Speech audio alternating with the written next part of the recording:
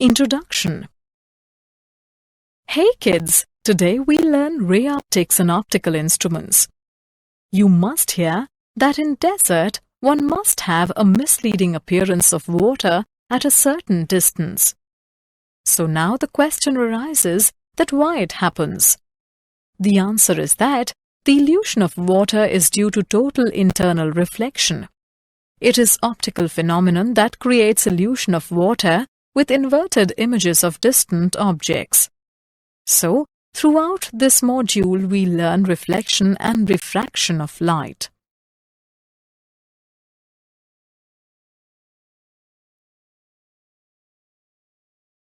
Objectives.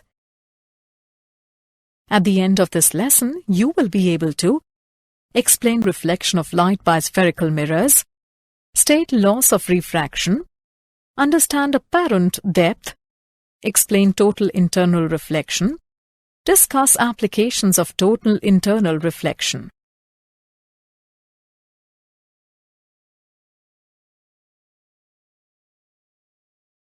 Reflection of light by spherical mirrors. Reflection. The angle between the incident ray and the normal to the reflecting surface is called the angle of incidence. The angle between the reflected ray and the normal to the reflecting surface is called the angle of reflection.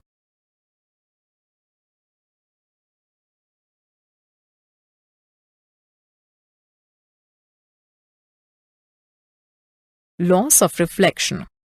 The angle of incidence is equal to the angle of reflection. The incident ray, the reflected ray, and the normal to the surface lie in the same plane. These laws hold at each point on any reflecting surface, whether plane or curved.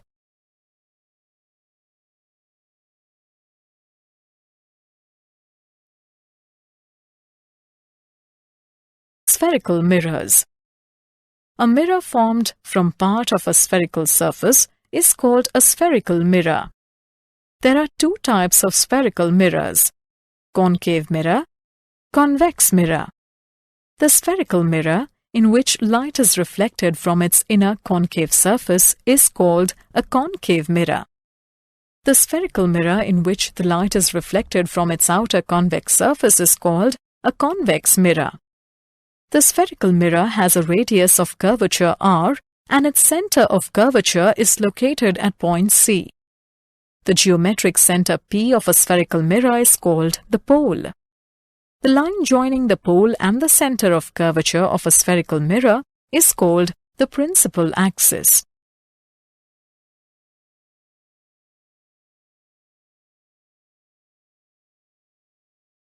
Sign convention.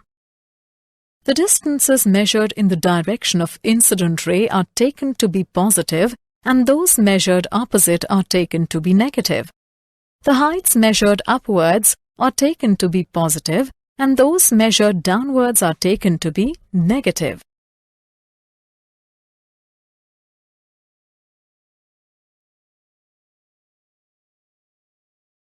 Focal length of spherical mirrors.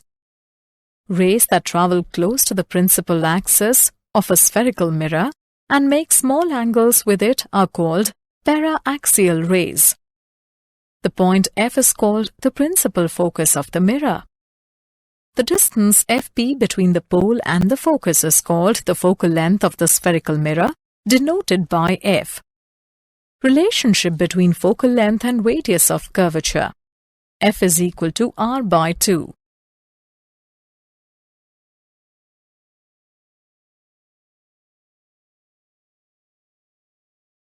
Images formed by a concave mirror.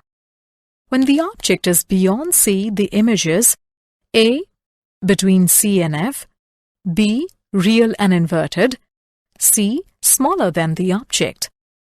When the object is at C, the images A. at C, B. real and inverted, C. same in height as the object.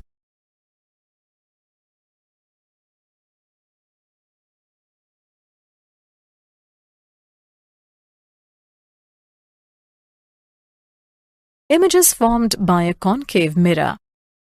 When the object is between F and C, the images beyond C, real and inverted, larger than the object.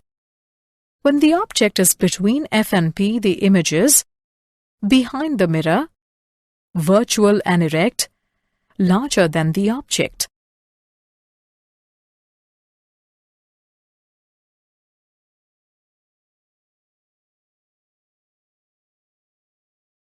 The mirror equation.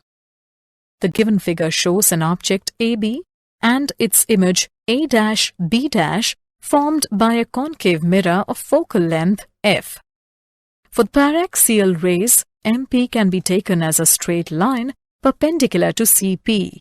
Then the two right-angled triangles A', B', F and MPF are similar, so that A', B' by MP is equal to B' F by FP is equal to B' P minus FP by FP. Since MP is equal to AB, we can write A' B' by AB is equal to B' P minus FP by FP. Name it as 1. Since angle APB is equal to angle A' PB', the right-angled triangles ABP and A' B' are also similar, so that A' B' by AB is equal to B' P by BP. Name it as 2. Comparing equations 1 and 2, we obtain B' P minus FP by FP is equal to B' P by BP. Name it as 3. On applying the sign convention, we get object distance BP is equal to minus U. Image distance B' P is equal to minus V. Focal length FP is equal to minus F. So, equation 3 can be reduced to minus V minus of minus F by minus F is equal to minus V by minus U, or 1 by V plus 1 by U is equal to 1 by F. This relation is known as the mirror equation. Linear magnification M. The ratio of the height of the image H' to the height of the object H, M is equal to H' by H. For the given figure, linear magnification is minus V by U.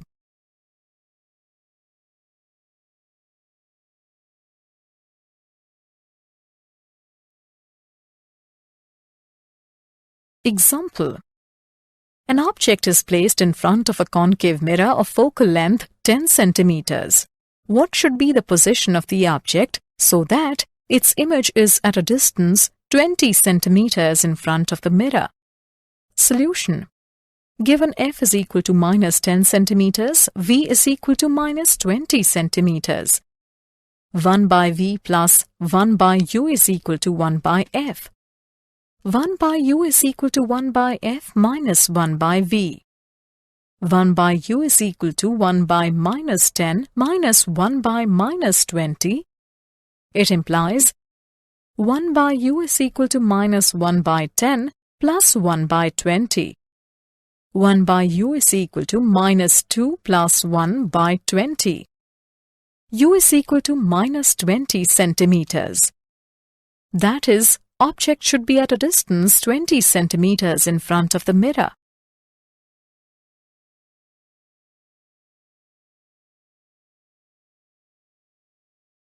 Refraction. When a beam of light encounters another transparent medium, a part of light gets reflected back into the first medium, while the rest enters the other. The phenomenon of the change in direction of a beam of light in one medium when it enters a second medium obliquely is called refraction. The angle r between the refracted ray and the normal to the refracting surface is called the angle of refraction.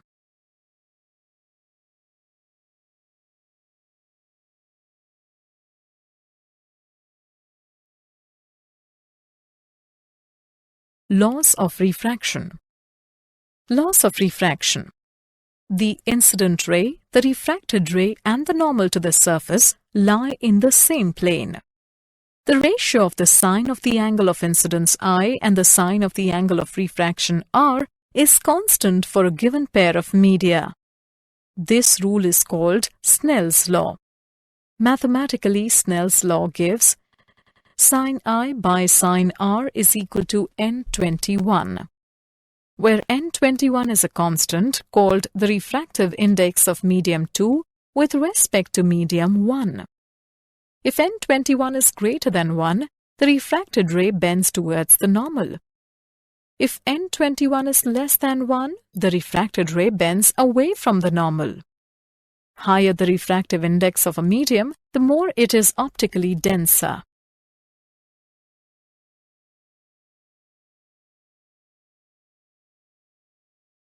Apparent depth.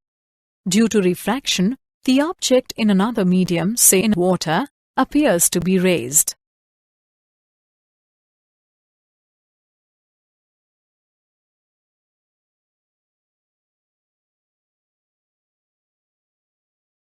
Total internal reflection. When a ray of light is incident on the boundary from denser to rarer medium, it is deviated away from the normal. With increase in an angle of incidence, the angle of refraction increases. For a certain angle of incidence in denser medium, the corresponding angle of refraction in rarer medium is 90 degrees.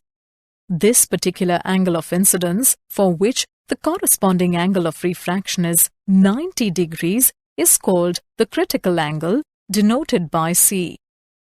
If angle of incidence is increased beyond the critical angle, the incident ray is not refracted but returns in denser medium following the laws of reflection. This phenomenon is called the total internal reflection.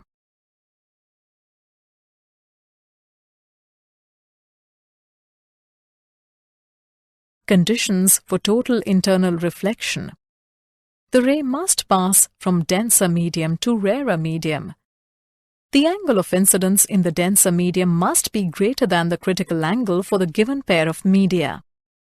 Relation between refractive indices of media and critical angle. If ND and N are the refractive indices of denser and rarer medium respectively, then from Snell's law, sine I by sine R is equal to NR upon ND. For critical angle incidence, I is equal to C and R is equal to 90 degrees. Therefore, sine C by sine 90 degrees is equal to NR by ND. It implies sine C is equal to NR by ND. If VR is speed of light in rarer medium and VD that in denser medium, then sine C is equal to VD by VR.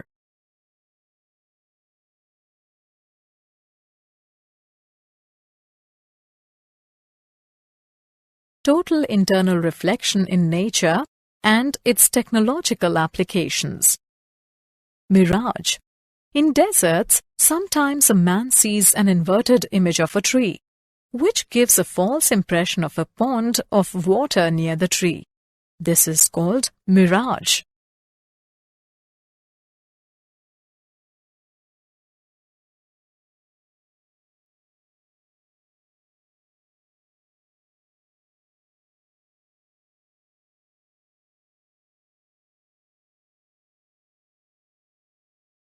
Sparkling of diamond. The critical angle for diamond-air interface is very small, nearly 24.4 degrees.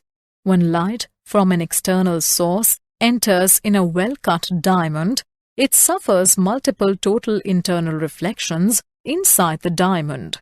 When at any surface, the angle of incidence is less than 24.4 degrees, only then it may refract out. Thus, the light entering the diamond from all directions emerges out from some directions. Therefore, looking from these directions, the diamond appears sparkling.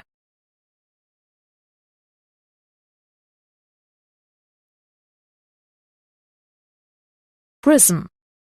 When a ray is incident normally on any refracting surface of prism, it passes undeflected and becomes incident on glass-air interface at angle 45 degree, which is greater than the critical angle 42 degree, and so suffers total internal reflection.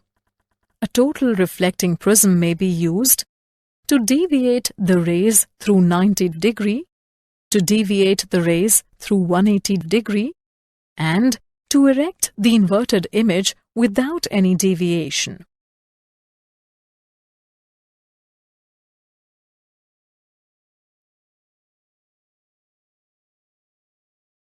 Optical fiber. An optical fiber is a device based on total internal reflection by which a light signal may be transmitted from one place to another with a negligible loss of energy.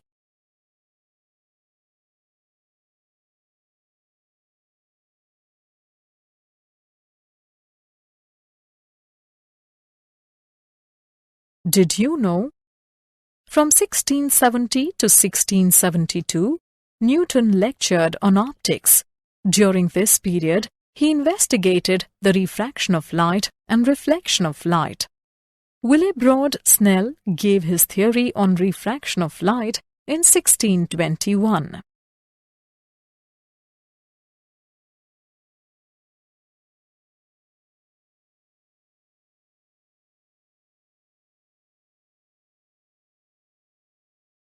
Summary.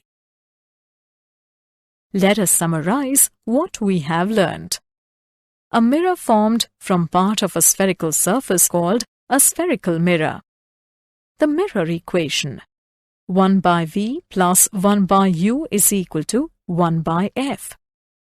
The phenomenon of the change in direction of a beam of light in one medium when it enters a second medium obliquely is called refraction. Snell's law gives sin I by sin R is equal to N21, where N21 is a constant called the refractive index of medium 2 with respect to medium 1. Conditions for total internal reflection. The ray must pass from a denser medium to a rarer medium. The angle of incidence in the denser medium must be greater than the critical angle for a given pair of media.